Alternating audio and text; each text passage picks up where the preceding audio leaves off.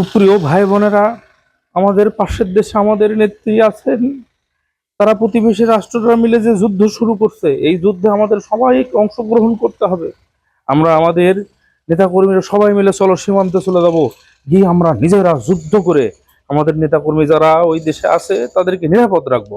চলো সবাই আমরা যুদ্ধ করব নিজেরা। চাচা, কাকে কি বলতেছেন চাচা? নেতাকর্মী সবাইকে বলতেছি যে ওই দেশে যে আমরাও যুদ্ধ করবো। কই নেতা কর্মী? এটা তো কয়েকটা কুত্তা বসে আছে। হ্যাঁ, এই তোমাদের এই একটা সমস্যা। তোমরা আমাদের সমস্ত কর্মকাণ্ডই দেখো, খালি কুত্তা দেখো না। তোমরা খালি কুত্তা দেখো, ক্ষমতা নাই বলে আজকে যাতে বলতেছো। নেতা কর্মীরা বিভ্রান্ত হবে না, চলেন সীমান্তে। ক্ষমতা তুই কি জিনিস? চলে যাওয়ার পর একটা তেজদীপ্ত নেতা এখন মানসিক বিকারগ্রস্ত। নেতা কর্মী ভেবে কুত্তার সামনে বক্তৃতা দেয়। আহা,